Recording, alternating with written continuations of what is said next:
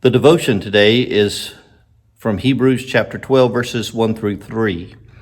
Paul says, "Therefore, since we are surrounded by so great a cloud of witnesses, let us also lay aside every weight and the sin that clings so closely, and let us run with perseverance the race that is set before us, looking to Jesus, the pioneer and perfecter of our faith, for who, the sake of the joy that was set before him, endured the cross, disregarded its shame, and has taken a seat at the right hand of the throne of God.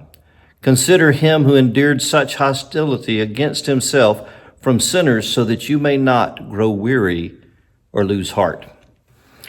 An odd verse for today, for Holy Week, it seems to me. However, it is probably pretty appropriate for what we're going through. I think it's easy for us to lose heart and to grow weary in times like this, to be secluded or not socially separated, but physically separated from one another.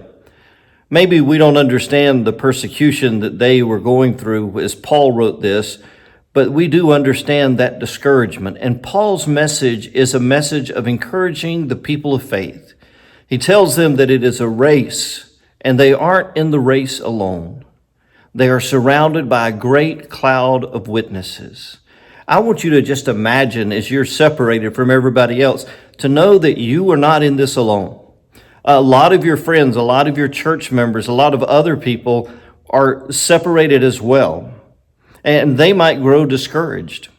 And I want you to think about them and lift them up in your prayers, as you are a part of the great cloud of witnesses that is there to encourage them as they run their race.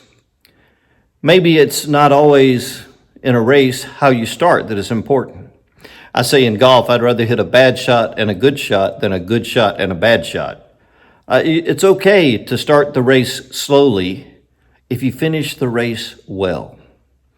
And while we go through our days, we are called to be Christ-like, whether locked in our homes or whether we're out in public one day.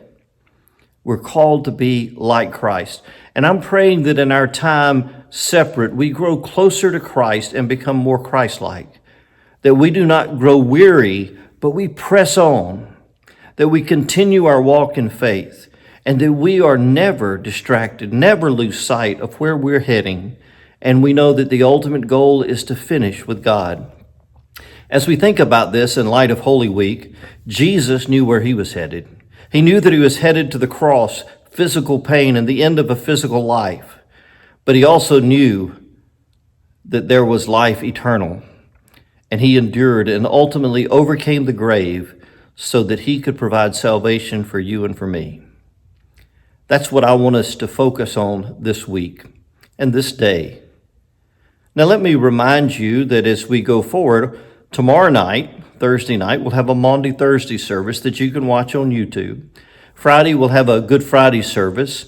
And then at 7 a.m. for you early birds, get up and join me on YouTube Live. We'll try to stream it also to Facebook.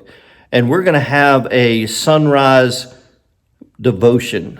Not a service, but a devotion. And I'll meet you somewhere on the island as we watch the sunrise together and as we enjoy our time. When you turn on to that channel, you'll just see the sun for a little bit, but at 7 o'clock we'll start. We'll also have our regular 10 a.m. Sunday morning Easter service, and I hope you'll dress in your very best and act like it is just a normal Easter and celebrate with me as we celebrate together the risen Christ. Thanks be to God, and you have a wonderful day.